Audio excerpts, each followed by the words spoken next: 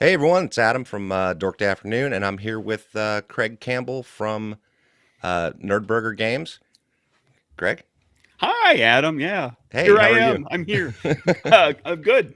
How are you doing? Not too bad, not too bad. It's early on a weekend morning, so that's nice. It's a good time to good time to do, regardless of the darkness behind me. That's what blackout curtains are for. Um, Anyway, I asked Craig to come on so we could talk partly originally about Die Laughing because it was a game that Brian and I played when we went to Gen Con this year and loved it, and then started looking more into the rest of their games and realized there's a lot of great games that they have out, and so there's many more that I want to try now. But I guess kind of where I want to start, Craig, was uh, let's see. We could start with the first course question I usually ask people is, especially like designers or people that play RPGs, would be like, where did you start off playing RPGs? Like, what was kind of that beginning? Like, how did you get into it in the first place? Yeah, I had. I went to.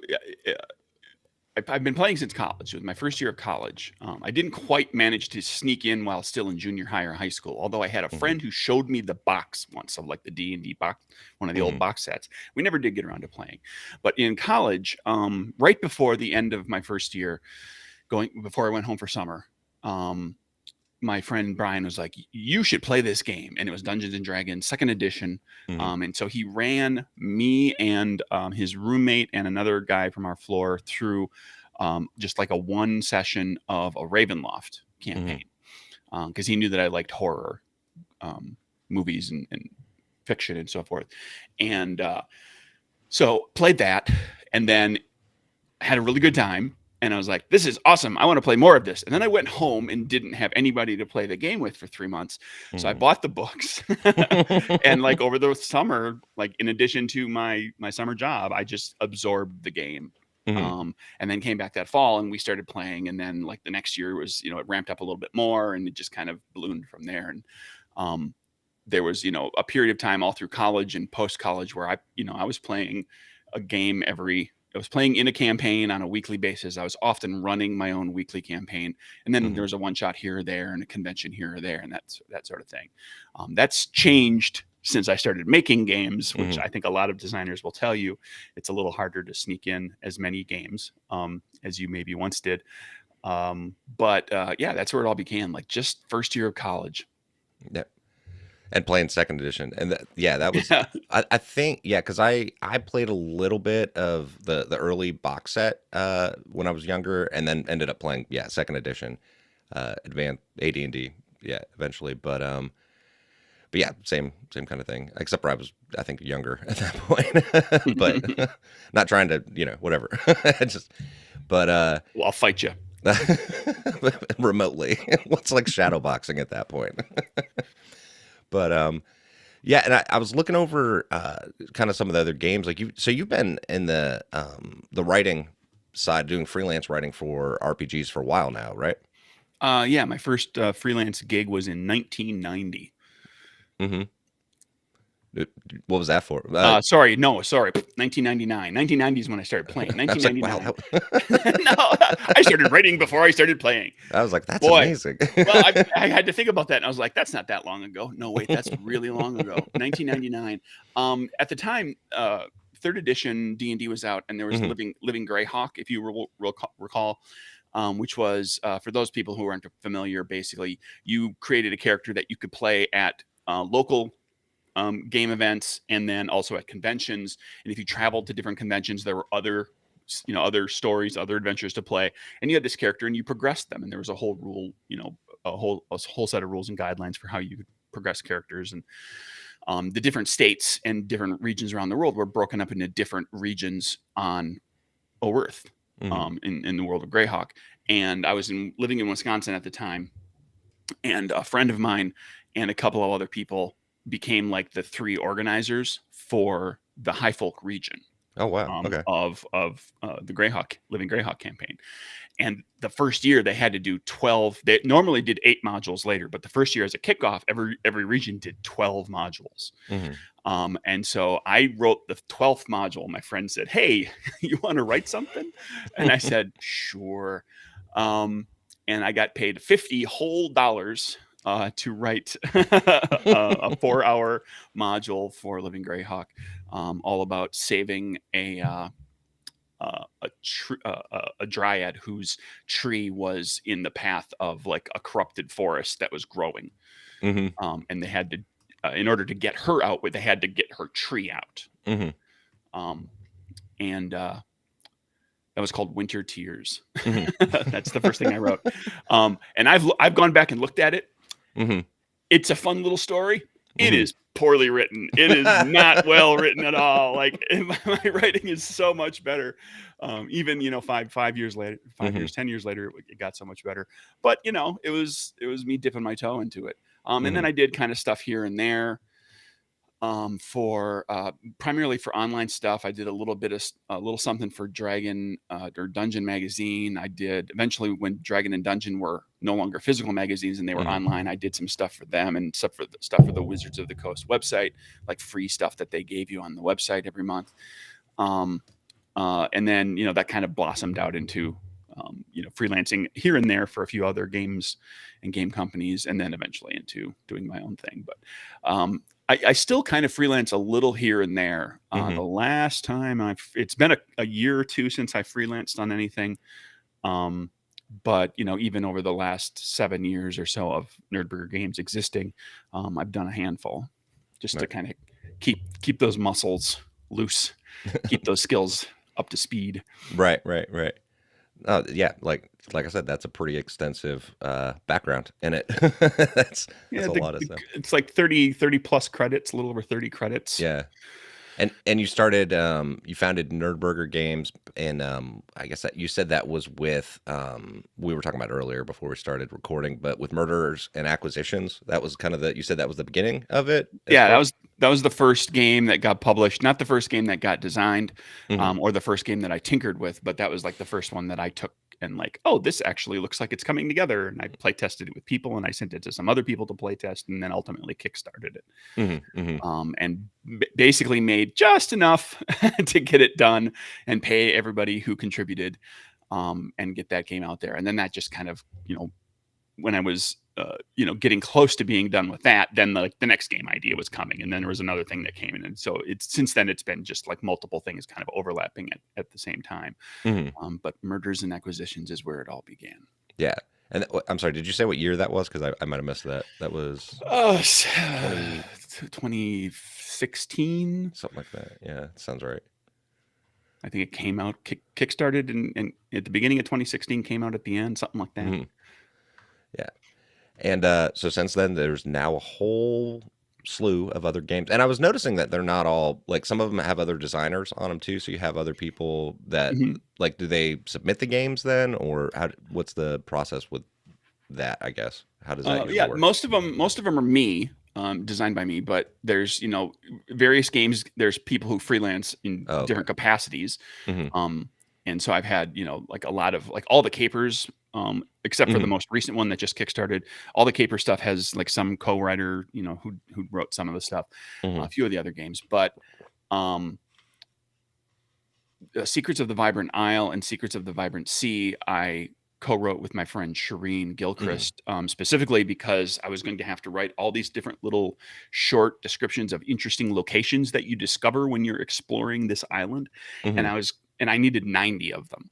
And I was like, I'm afraid that I'm going to start to repeat myself. And I'm just one imagination that's going to try to come up with these. So I wanted another person to come in and do a bunch of them, so that we were coming at it from different, sensibilities, different points of view. Right. So that's like a co-written, those two games. And then Staged Heroism was written by Mike Myler and John Kennedy, who came to me to pitch it to publish it, because Mike Myler works a lot in D&D and D&D compatible stuff. And John Kennedy freelances for a lot of different companies, and he works on he's worked on some big IPs but he's primarily freelancing. But they have a shared love for the Venture Brothers on Yeah. each the cartoon. And so Stage Heroism is their homage to the Venture Brothers. So they wanted to make a game that kind of Okay. did that sort of thing. But they wanted to publish through somebody that had a little bit more of like small indie game presence that could kind of take that to fruition. And like, so I ran the Kickstarter with their help, and then I publish it and take it to conventions with me, and it's for sale through my website and everything. Yeah. There's, I think one of the other, and we'll get to Die Laughing in a second, but one of the other ones I noticed on here was this one Nowhereville, which looks freaking amazing. I get surprised at how much people like Nowhereville. It's been a surprisingly good seller at conventions. Yeah. And I admittedly, because it's like, if it's a $20 soft cover, so it's like a good, like, just from the marketing standpoint, it's a good price point. Like, it's a good number to sell something at. But that was an experiment. If you ask me enough about most of these games, you will find that I am constantly experimenting with things like these. A lot of what I do is personal challenges to myself, and Nowhereville was, I wanted to do an homage to like Stephen King stories, because I'm a big Stephen King fan. And there's a little bit of other stuff that's kind of mixed in there as influences, but I wanted to kind of do a small town horror game. And, but at the time too, I was looking at like, I hired freelancers, and it can get expensive. Like, you're paying for art and graphic design and layout and editing and cartography and everything else. And I was like, I wonder if I can make a game really cheaply. Like, I can do most of it myself. So Nowhereville ended up being, the only thing I paid for was I had a cartographer make a map, and I had an editor. I learned how to do layout, and I did some basic graphic stuff that goes into the book. And then the illustrations are all royalty-free photography. That I then took into like Photoshop, ran through some like filters and kind of tweaked some stuff and everything to make them look kind of like sketches. And so all the illustrations are that. So like, I just went looking for, went to royalty free websites and just started pulling like, oh, this looks creepy. Like, here's a scary thing. Here's a person screaming. Here's a pile of skulls. And just found all sorts of things and kind of built out. And in part kind of built the game to like, I found certain things that are like, that inspired me to like, oh, I'll put this monster in the game, or like, here's a illustration of like something weird happening. I'll make sure that I have something in the game that kind of reflects that. And so, made that, and it has resonated a bit with people. Yeah, I mean, just the premise, I was like, that I love those kind of stories. That, I mean, I love horror, so any way that horror gets worked into RPGs, it's like one of my favorite things. Like there's the obvious like Call of Cthulhu games, I love those, or like Delta Green, like those are, so anytime horror comes into it, I just think it's a really fun storytelling genre to use for RPGs, But yeah, and it definitely has that. There was that M. Night Shyamalan show that kind of was about that town where people couldn't leave. It was, I don't remember what it was called, but I thought there was something along those lines too. But there's a show that's out there right now. There's been like 2 seasons called From. Oh yeah, I haven't watched that yet, but I've heard. I don't know that M. Night Shyamalan's involved in it, but I really enjoy it. You should check it out. It's like. Take the premise of Lost, put it in a town, and have it actually have shorter seasons so that they don't have so much filler, less characters so that they can focus more on the characters they have. It's really good. I've really enjoyed it.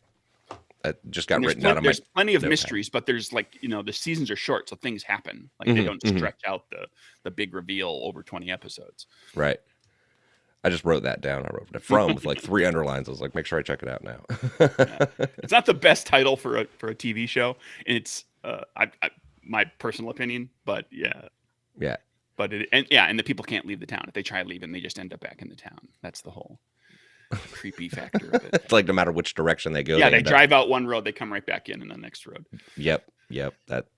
Yeah. Yeah, that's a great premise for it.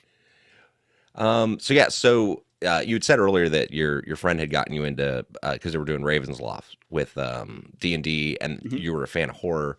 So I guess along those lines, this is going to be non-RPG related. What would be like your top? I know one's going to be hard as a fan of movies. I get it, but what would be like your top three horror movies? Oh boy. Um, well, I'm gonna name three that just kind of pop into my head because it all depends on like your frame of reference, what I've watched recently, Right, right. or what I've watched many times or whatever. While I do love the George Romero Living Dead movies, I think the um, Dawn of the Dead movie from what was it around late 78, wasn't it? no, well, no, the redo Oh, that oh, came the around 2000 or so, a little the before, Zack a little Snyder after. one. Yeah, it was like Yeah. 2001. Yeah. I think that is an incredibly effective zombie movie, and Mm.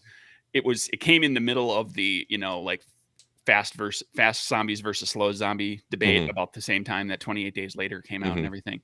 Um, and it's got one of the best opening sequences for a horror movie or any movie. Mhm. Really, the first 10 minutes are spectacular. Mhm.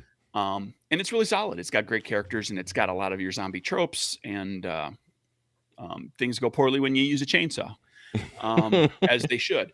I'm also a big fan of the original Hellraiser. Mhm. I saw the redo recently. I enjoyed that too. Mhm. They are two different movies. That's fine. They're both very they're both worthy in their own right. But I love the original Hellraiser because of its um,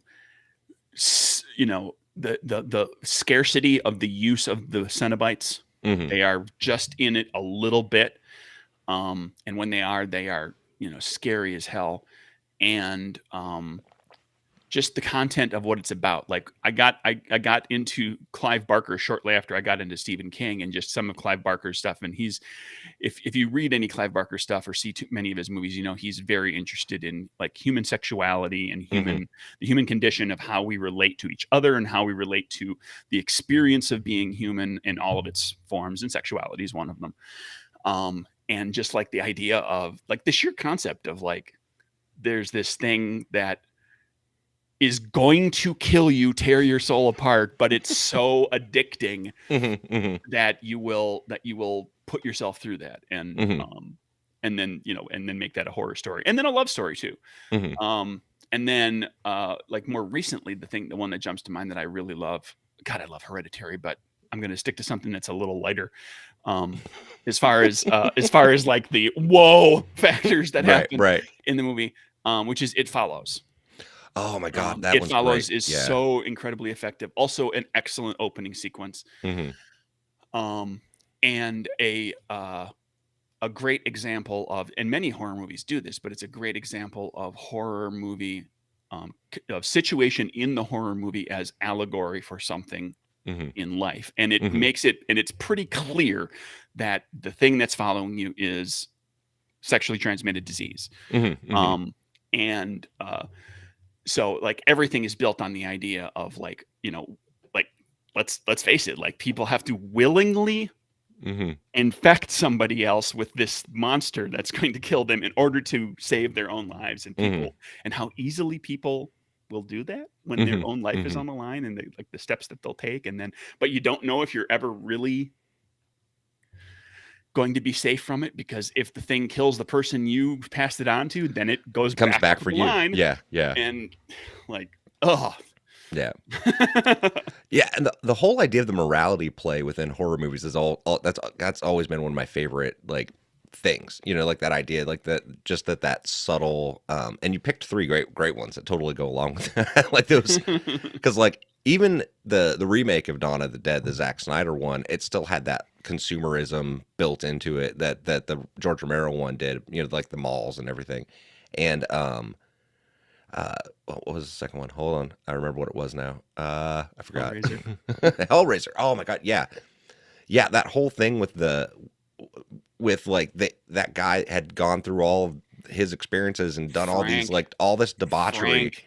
Yeah. You Frank. sick son of a bitch, Frank. And like, there's nothing else left. You know what I mean? Like, I just imagine like every high he's ever had is like Yep. muted now because he's just searching for that next one. And He was chasing the dragon, and it took yeah, him to yeah, run the Cenobites. yeah. It's just such a great analogy for addiction, and it's just like it just keeps going and going. It's yeah. Oh God, I love that one so much too. And yeah, It Follows is amazing. And so I was kind of curious, obviously, since we were talking about Die Laughing, that kind of love of that genre gets brought into it, and you can see it in it too. Like when I was reading through it, it's like those tropes are there, like those concepts of like anyway, I'll let you talk about the game Sure. and kind of where that came from originally, I guess. Oh boy, that was one of those games that was Die Laughing was actually kind of a really long time in development because I was trying to figure out what it was going to be. Hmm. Even before Murders and Acquisitions. I love horror games, and there's kind of two types of horror games. There's horror games where people get killed, and then Hmm. there's horror games where they don't so much get killed, and it's more about the atmosphere. Like you focus on the atmosphere and the mood and the tone and kind of Hmm. being creepy and all that. And I thought, like, if you've got a horror game where characters can and will die, what happens when your character gets killed? Well, you probably just make another character. So it becomes a rotating cast Hmm. of characters that are, and so, while the stakes are high because you may love this character and you don't want to see them get killed, and now you've got to play a new one. You're always coming back, right? There's always a new Hmm. character to play. I thought, well, what if you can make a horror game where your character can die and that's it, they're gone, but there's still a way for you to interact with the game in some Hmm. way. And the initial inception of the game was tentatively titled One of Them. And it was going to be kind of more like a traditional GM game, GM and players. And all of the monsters that you could use in the game would be things that would, instead of killing you, make you into one of them. Hmm. So it would be vampires and zombies and demon possession, and it could be ostensibly werewolves. It could be ghostly Leviathan. possession. The Thing, The Thing. Yeah. mutant. Anything that's kind of mutation oriented. Um, and the original idea of the game was then that, like, you'd start out with the GM and all these players, and you'd be killing characters as you went. And when your character was gone, you would join the GM team, and there would be roles Oh. that people would take on, and they would do different things that the GM was. So the GM's responsibility would go from like doing everything that a GM does. It would turn into more like, I'm doing some of the GM stuff, and then I'm managing and just making sure you're all familiar with the things that you're going to help to bring to this. So now it becomes more imaginations and more Hmm. ideas and everything's for ways to take the story. And then your experience at the table would be literally as a player to see, like, I'm all alone all of a sudden. Like you could conceivably you could get to the end of the game and it's one player with their lone character and all Right. these other people who are just trying to find ways within the boundaries of the rules to Hmm. kill your character. Hmm. Hmm. And to have that, the play experience kind of be akin to the experience that the character is going through Hmm. in that story. And I tried it as like a traditional game. I tinkered with it as kind of a story game, more like Fiasco or Hmm. um, Last Best Hope. And I toyed around with it as a game that was very slim and kind of based on card. The whole game would be on cards. You drew cards for different things. Hmm. And I bounced back and forth on just a bunch of ideas. I'd come back to it every so often, and I never quite figured out how to make it work the way I kind of wanted to. Hmm. And then there came a point when I was kind of doing Murders and Acquisitions and Capers, which was the second game, and I don't remember exactly how it clicked. Probably I was watching a horror movie or a documentary or something like that. But at some point I was like, okay, you're not telling a horror story. You're making a horror movie. Hmm. Hmm. And there are a lot of roles, a lot of Hmm. different people that make a movie. So when your character dies, and this is what became Die Laughing, is when your character is wrapped Hmm. from the story, as in that's a wrap for your Hmm. character.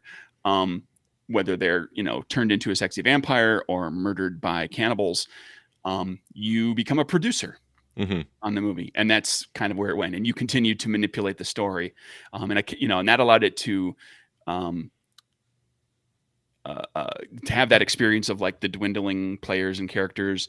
I again, it was like I said, a challenge to myself. I was like, I can make this GM-less. Like this is something I can just use a movie act, 3-act structure with different types of scenes that you might go through. And then just kind of built that out that way. And then, kept them, the game mechanics are very simple. Basically, everybody has a pool of dice for their character. And as you go, as you play the game, for various reasons, that dice pool reduces. And that dice pool is a countdown to your character's death. When you run out of dice, your character dies. So, and the game mechanics, other than that, the mechanics only do 2 things. Like there's literally only 2 things that they do, that the dice do. And that was, and once that clicked into place, it was like, boom. I just spewed the game onto the computer screen in like just a couple of weeks, like enough to play test. And then that game ended up being, the play testing ended up, I was going to a lot of conventions at the time, and I would just take it to conventions and just play with as many different groups of people as I possibly could. So if you look at the play test credits in the game, there's some names of people who play tested multiple times, but then there's just a list of like the different conventions that I went to. And I'm just thanking all the people who sat down to play the game because, it became like a 2-hour kind of short play game. A person will try it out. It may not be something that they want to play a bunch of times. They like, playing it one time is fun. Maybe we'll play it again sometime down the road. So it was just easy to play test with, just like, small groups, big groups, people that knew each other, people that didn't really know each other, just to see how all the different ways it might play. Because it is GM-less, and it takes there's a certain level of cooperation and trust required with a GM-less game. In a different way than happens with a more traditional game. So that's kind of how it happened. And it took years and years for that to kind of fall into place like that. Yeah, and the funny thing is, like I said, we played it at Gen Con, and part of it was we were going through and like we'd gotten our initial round of tickets for games, like in that lottery that they do when you're trying to get tickets right, to when you're play just a game. Hoping to God. And you're like, well, didn't get that one, didn't get this one. And so like we're looking back through, and Brian saw it and was like, he was like, oh, Die Laughing. And like we started reading it. I was like, and it was all of what you were just talking about, the whole producer thing and like the GM list, and like your character dies, you become a producer. I was like, this sounds amazing. Like as a fan of horror movies too, and just movies in general, I was like, this sounds like a really fun game to play, and it, oh my God, we had so much fun. Because the whole producer thing that happens, and I think then there's the expansion where it goes into like the other roles where it's like the other crew members, where it goes into that, and it lends itself to some really funny like scenes, like we like I ended up, my character when he rapped, I ended up with the one where it's like puppet master, right? So like he got to be like the one who was controlling everything the whole time, right? And I'm doing this thing at the end where I'm like, he's reading from this book, and I'm describing this big dramatic scene where he's like speaking in some other language, and there's lightning and thunder and like rain and all this stuff. And one of the other players chimes in. He's like, and he played like the producer one where it was like budget cuts, like effects budget cuts. And he's like, no, you have to cut that. I was like, and it was that is a favorite. Yeah. Oh my God, it was cut so the effects funny. budget. So then I just started describing it where it was like, you could tell it's like a garden hose and someone like banging on a trash can and like flashing a flashlight. Like it just obviously looks like really poorly done. The best version of that is, because it's basically based off of, there's like, I don't remember what it's called. It's been called a few different things, but there's an improv game where like you're doing a thing and then somebody cues you to, redo, and you have to like re-describe it a different way, or you have to, and that's what it is. Which is like, and like you said, we got, it's thunder and lightning and this stuff's on fire and something's ticking and it's vats filled with acid and smoky and it's like, there's howling in the background and just like all you describe. And then somebody plays the producer point and they're like, I'm sure the effects budget just won't handle that. You're going to need to cut it back. And then, so you dumb it back down, and then another producer, because there's nothing that stops you in the game from just adding on top. And the best versions of that particular are when 2, 3, or 4 producers all just be like, no, step it back even further, step it back even further, step it back even further. It's a room with a jar. Yeah, his sleeve is on fire. That's it. That's all we got You light them on fire, and then we put it out with a fire extinguisher that we bought at Yeah. Lowe's. And even that fire, we don't have anything left for the fire suit. So, but yeah, I don't know. Like all of that really amused me. That whole idea, and oh God, we had so much fun with it.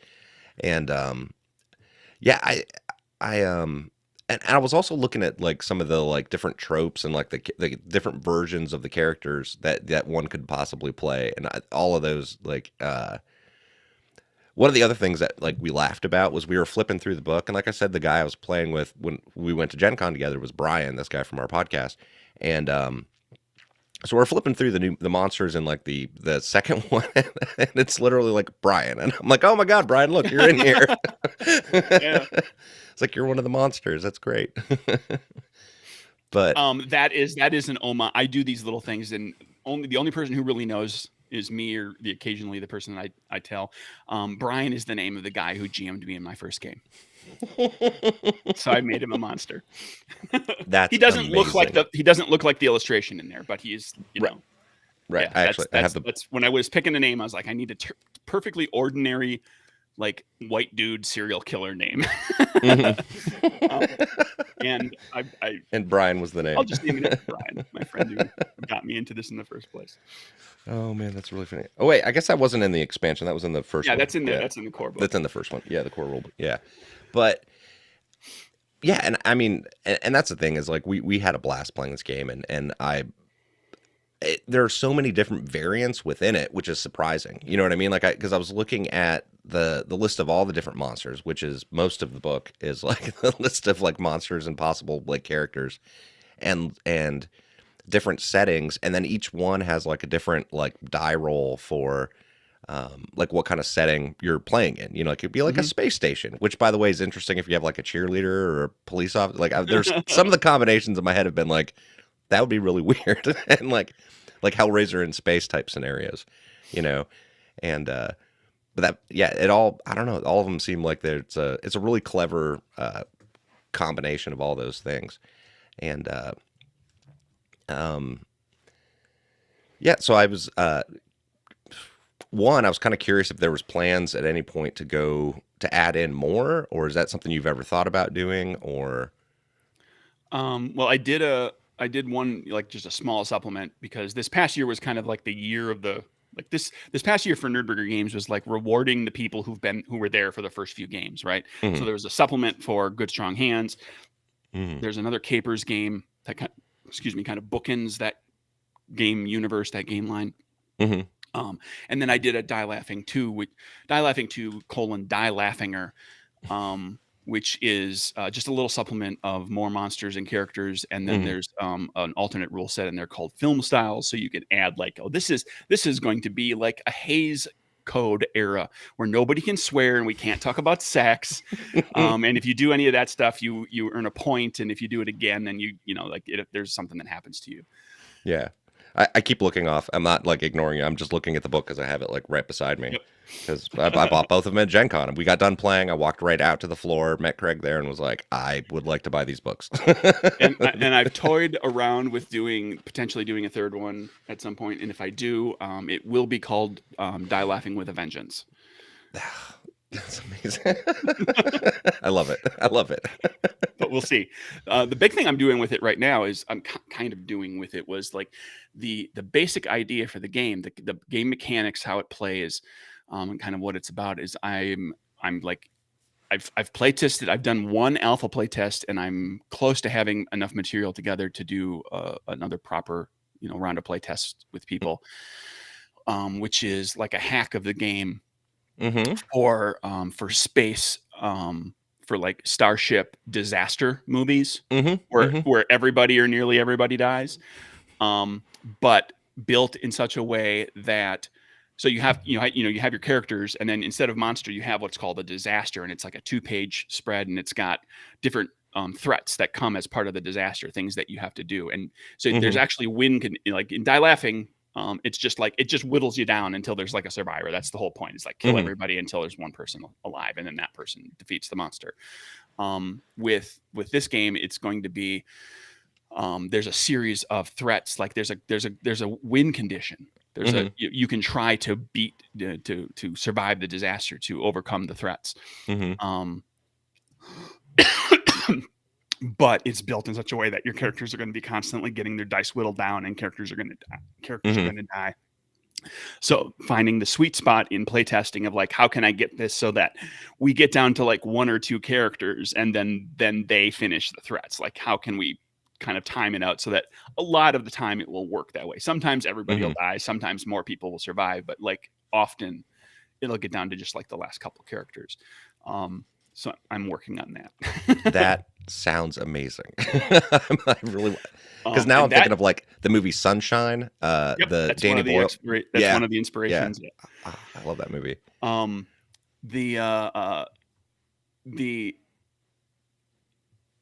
was I going to say? Crap. Sorry. It's okay. One of the things I did with this too is like with Die Laughing, part of it was built to the like, if you know the rules, everybody can create a character in 5 minutes, and somebody can like pick a monster and you can go. This version of the game will be even faster to get going. You literally don't have to do anything other than just hand out character sheets and pick a threat. Because the game is tentatively titled Hypersleep Terminated. And characters, the computer awakens you from hypersleep prematurely, and your mind is foggy and you can't remember everything. So you basically get a template character sheet for a bunch of basic types of characters. Okay. And during the first 4 scenes, you build your character as you play. Like, as you need to make certain types of checks, now you have to decide what those traits are as you go. So your character is slowly discovering who they are, and you might be forced to rethink what your plans were, because there are certain limitations. Like, every character has 3 different roles that are listed, like what your role is on the ship. Are you the captain? Are you the navigator? A medic? Are you a passenger? Are you a diplomat? But there can only be so many of certain roles. So like there can only be 1 captain. So the special ability that a captain has, like you have to decide that your character remembers they're the captain before somebody else decides that their character remembers they're the captain. Because then you have to pick something else. It can't be like, look at me, I'm the captain now. Yeah. So like I said, we just had the one kind of an alpha play test to just kind of get an idea if it seemed like it had legs, and so I've made a few tweaks to the rules based on that. I just have to get everything codified and provide a few different disasters and a number of characters, and then I had to write all the scenes, like all the possible scenes, and get that all fleshed out. So that's in progress right now. That sounds, having played Die Laughing, that sounds like a lot of fun. And also being a fan of like I said, like movies like Sunshine, or there was the one, I don't remember the actress's name, but it was the one where the one from The Craft. She was like the main actress on The Craft. There was one she was in. Oh yeah, it was. The heck was that? It was like late '90s, early 2000s. I'm not remembering. Blanking on the name of it, but yeah. Was she in Supernova? Supernova, that's the name of it. That's what it is. Yep.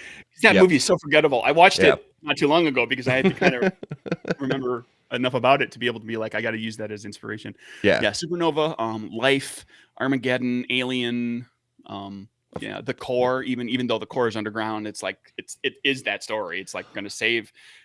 Like all these crazy things happen and we're stuck in this ship. Right. Well, and then like I was thinking about disaster movies anyway, because there was like the Poseidon Adventure, or you can use Poseidon Adventure, Towering Inferno, like just tropes and ideas from those too. You just the idea is to put it into a spaceship, so you're stuck in space, like nobody's coming to rescue you. Right. Yeah, no, that sounds like also a lot of fun. That's going on the list of things to try later when that comes out. Whenever the alpha gets past that. Sorry, my turn to cough. So I was thinking about I was looking at some of the other games, like I said, that you all have, and you kind of mentioned it briefly in there. You were talking about like Good Strong Hands at one point. And that was another one when I was looking over the list of games you all have. And you and I were talking about that a little bit before, and it's kind of like fantasy more so. And there was, it referenced Legend, which I told you was like one of my all-time favorite. Like, actually, that whole list there is amazing. It was like Neverending Story, Legend, Dark Crystal, Labyrinth, Willow. Like, those are Yeah, those all of those movies are amazing. And I was wondering if you want to talk about some of the other games you all have. Sure, we can talk about Good Strong Hands. That's my baby. It looks I've fun. I've said it many times to people. I wanted to make a pretty storybook game. I wanted to make a fantasy game. I knew that, like, from early on, I was like, fantasy is very popular for an RPG. There's so Hmm. many fantasy games. There's so many subgenres of fantasy. I'm not going to make something fantasy unless I can come up with like a really interesting, like, here's a spin that maybe doesn't exist, or um, or not, in not quite the same way. Hmm. And so I got inspired by all those kind of fantasy movies of my youth from the 80s, which are really the movies that got me into like genre stuff in the first place. Like if I hadn't gotten into those, it was, those got me looking at sci-fi and horror, and that turned me into a Stephen King fan and a Clive Barker fan, and that turned me into, playing Hmm. D&D in college, and like, it all kind of starts with those movies. Um, and so Good Strong Hands is basically about fantastical creatures in this magical land who are fighting to save their world from destruction by a faceless, malevolent thing called the Void. And that, Hmm. if that sounds like the plot of Neverending Story, it is because it is the plot of Neverending Story. It's just called the Nothing in Neverending Story. And yeah, I just, inspiration from all those movies that you talked about, including Legend. And created a game that is about these really interesting, mostly non-typical fantasy creatures. Like there's no elves, no dwarves, no gnomes, no goblins, no ogres. Although ogres might show up there. No orcs. Like Hmm. all the like bugbears, some of those. Um, and there's humans, but the humans are from other places, like Hmm. Labyrinth. When like you travel to the realm of Reverie Hmm. as a human, you're not a native to the land of Reverie. And so you're playing things like imps and sylphs and woodkin and Wildkin, which is a blatant ripoff of Sir Didymus from Labyrinth. Um, even so far as if you look at the talents that the Wildkin have, Hmm. is that one of them is like a cool sword, and one of them is how they can talk a good game, and one of them is how they can have a cool animal mount friend, which is all Sir Didymus.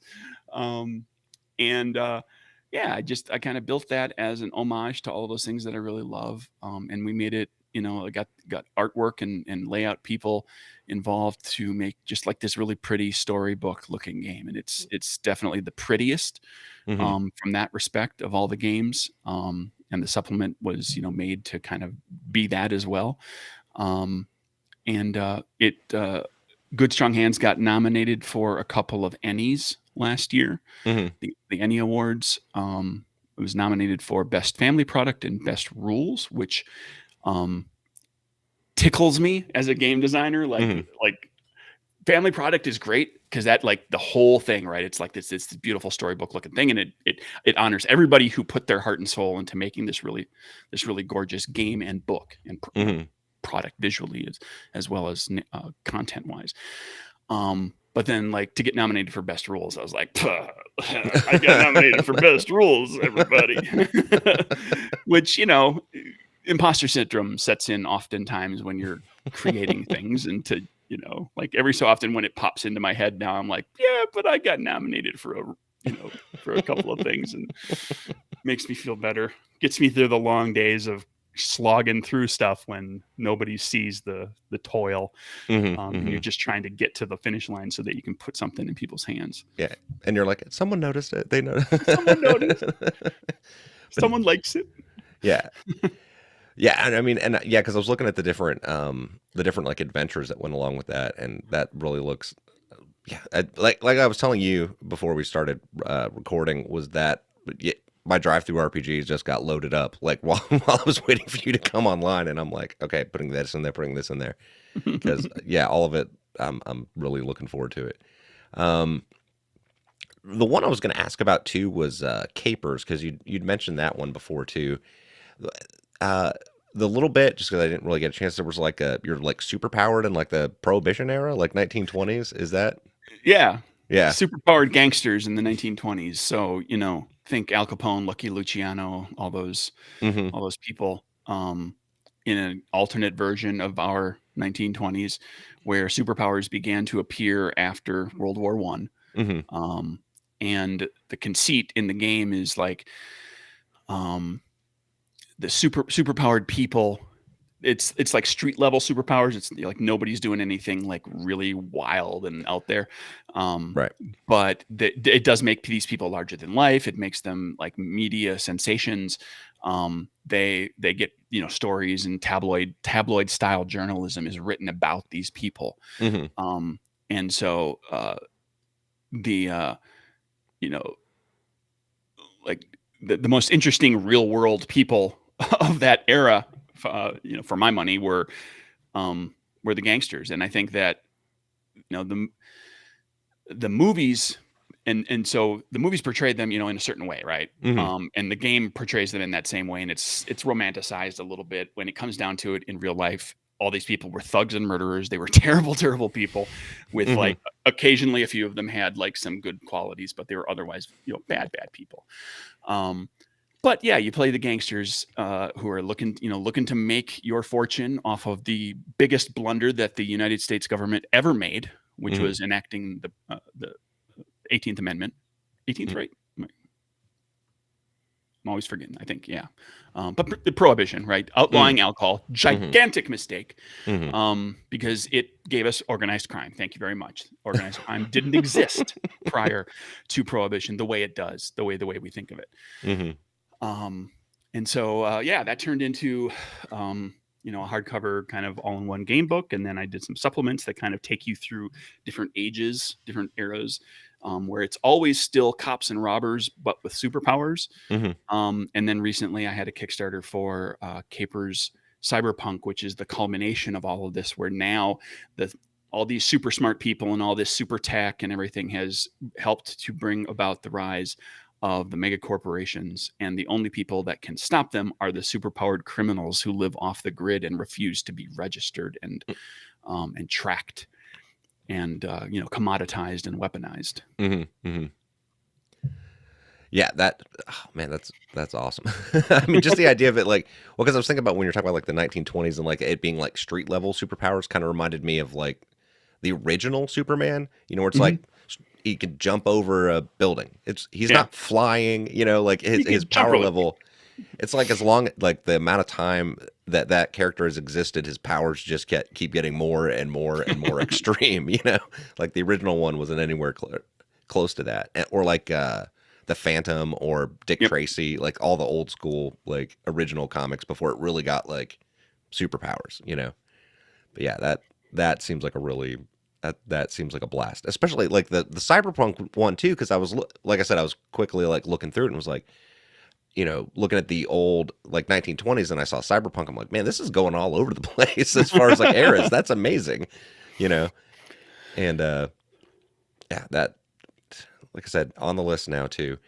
But I'm not even joking. Like my cart got filled up today. There it is. Oh God. Proof copy. Been working on it. Caper Cyberpunk. Oh man. Slowly getting there. Yeah. So you've GM'd a lot, and Yeah. kind of goes without saying. So you've GM'd a lot. And even within like your games that you have, there's kind of a variety. If you go from something like Die Laughing, which is very rules light, right? Like I was showing it to the dudes from Pink Fohawk that are going to be playing with us coming up. Like I was showing them the rule book, and I was like, look, it's literally only like 20, like whatever it is, like. The rules like are 8 pages. It's not complicated. The actual rule set is 8 Yeah, pages. yeah, Most I of was like, that book is 24 characters, 24 monsters, and a bunch of alternate rules, and then Right. the act and scene, like guideline stuff. Right, But right. the rules are literally, I think, 8 pages. Yeah, total. yeah. But I mean, that's and that I think keeps it interesting and much more like prompted improv at that point, kind of like what you were talking about before. But then so you have like that end of the rules light, but like the other games, like for example, like sorry, I'm like Good Strong Hands or Capers, like are those a little bit more in depth as far as the rules go, or are they still in the, you know? They're more robust than Die Laughing, Right. but not so robust and varied as a lot of games that are out there. Like if you buy a game that's got a 300-page player's handbook, my games are not that. They're not that. They're not that robust. Like Capers, I think the rules are 20-ish pages at 8.5 by 11, and then it's a bunch of pages of superpowers. And then there's a handful of other things, and there's a bunch of setting stuff. And like Good Strong Hands, the rules section it's a 6x9 book, and I think the rules section is somewhere around the 12 to 15 range. So it's pretty straightforward. But there's we were talking about this a little bit before actually starting to stream here, which was I'm a big fan of rule systems that aren't just binary pass fail. So the rule systems are like robust enough to allow you to have like multiple outcomes that aren't just yes or no. And then, a little bit of like, oh, here's ways that you can improve, or here's the ways that you can like make it harder for your character. And then here's some variations for whatever the powers or talents or skills or whatever are. And that's kind of what they are. Like Capers uses playing cards. So it's a little bit of a different kind of mechanic, but it's 6 traits, so you're really just kind of, flipping cards based on 6 traits. Good Strong Hands has 4 traits. Everything built around 4 traits, and you're just rolling multiple D6s trying to get one or more high rolls, versus a target number.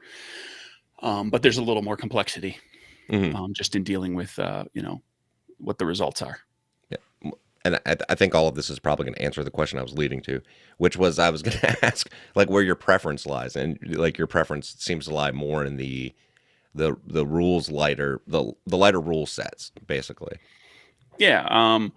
I would say of all the stuff that I've designed, Capers is the most robust rule set, and that seems to be kind of in part because it's also not dice. So there's a fair bit of complexity in how you flip cards and whether you keep flipping and whether you stick with what you got and what the cards mean.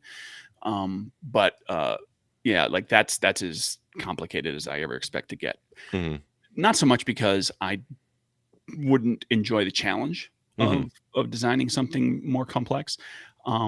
It's because I'm one guy and I don't want to take 4 years to design a game. Right. And I do this in my free time. So yeah. Keeping it relatively straightforward. So like there's a lot of, there's supplements to Capers, so that just kind of built that. Die Laughing is simple. Good Strong Hands, once I designed the system for that, I've iterated that. Nowhereville and Code Warriors both use that system, but just slightly tweaked for the genre and for what the game is about. And I've got there's like some little zine games that are very simple mechanics. So yeah, that's kind of where I go with all of that. It's like I've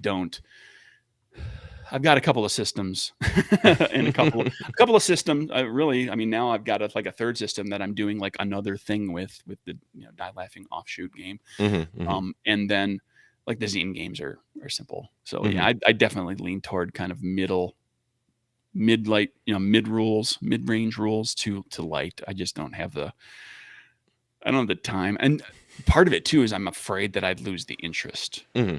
Like I'm afraid if like I'd tackle something that's really complex and big and I'd get like 3 years into it and I'd be like, this thing is out of control and I hate it now. And I'm doing this on my own in my free time. And yeah, that's when you need a team of designers to work on a really robust system at that point. Yeah. It's like you work on the magic. There are people that do some really robust stuff as lone designers. But not me. Yeah, it's not my bag. So not so much as designing, but like for GMing, then like is that also I like kind of running games? Yeah, I lean toward that kind of stuff. Yeah, and playing too, for that matter. Like I lament the days of being able to play as much as I used to, because those days are gone unless I decide I want to just stop making games for a little while. I've got more time available to play. But when I go to play something, it's usually something that's a little quicker to read and quicker to pick up and understand. Especially because I may only play it once. I may only play it a few times. I'm not in the position right now anyway to be like, okay, I'm getting ready to play in this year-long plus campaign where I can get into a game that's super robust and super big because I'm going to be studying and getting into this game for months and months and months.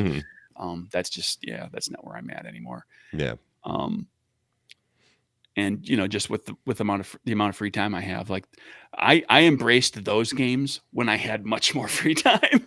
And it just worked that way. Like I read more games when I was in college and shortly after, and I played games that required more time to read and understand. And at that time, I just don't do as much now because I don't have the time. Yeah, when I first got back into RPGs, it was Pathfinder First Edition was what I started playing because I after high school I joined the military and didn't really play a lot of RPGs during that time. And then around 2000, it was like 2015, I had a friend of mine was running a Pathfinder campaign and was like, "Hey, do you want to join?" I was like, "I haven't played since high school. I would love to," Yeah. And there's part of me that definitely I love really complex systems sometimes. You know what I mean? So like that 3.5 Pathfinder, like that era, like I don't know. But I think it's like the power gamer in me that loves those things where it's like I can tweak and take these certain things to make this one thing be ridiculous, Gaming the system. Yeah. Like there's two games that you're playing. Yeah. The game that you're playing with everybody at the table, and then there's also the game of finding all the cool things that you can build your character toward. Yeah. That's a game that you can play on your own. Oh yeah, yeah. I played that game. I have a bunch of characters that never made it into a game. They're just sitting on like apps on my phone, and it's like, well, there's one. Same. Yep. I've built all sorts of D&D characters. That I never played. Yeah, it's funny though because the thing that got me away from playing that way weirdly was GMing. Like once I started GMing, I was like, oh man, that's a pain in the butt when people play that way because it just makes the GM's job so much harder. But yeah, and I kind of agree with you. I definitely like rules. Things are a little bit more light on the rules, even though there are times where I really love to like get into the nitty gritty of some games where they have like death mechanics, and it's like that weird tension of like those moments is kind of fun, But yeah, and I'm seriously looking forward to all these things, all these different games. So you talked a little bit about what you were working on with the space one, a little bit, which I'm very excited about. Is there anything else you have coming that's something that you're working on? Oh, geez. I mean, I'm tinkering with a handful of things. I've got an idea for like the Good Strong Hand system. I've got a couple of different game ideas that I might use that system to iterate into like another thing.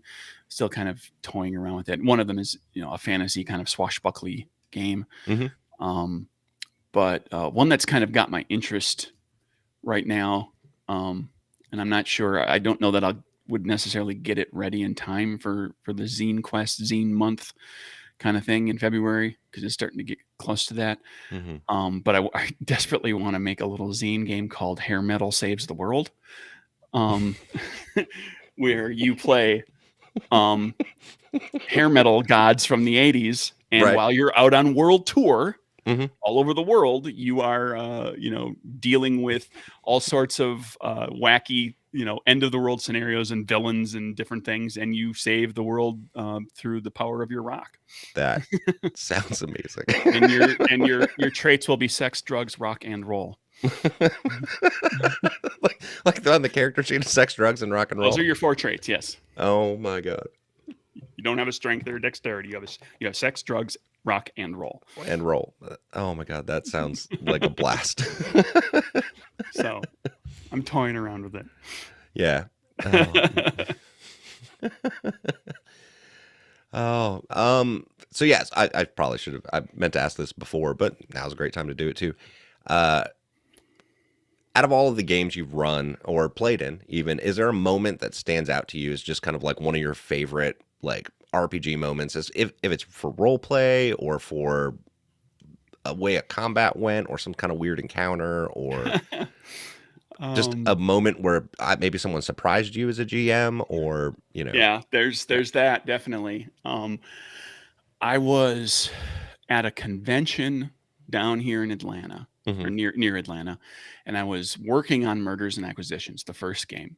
which is a game, for those not in the know, you are playing characters who work in a corporate office in kind of a tongue-in-cheek, over-the-top version of our world where it's literally anything goes to rise up the corporate ladder. So you're throwing people down elevator shafts and getting them indicted and all that fun stuff.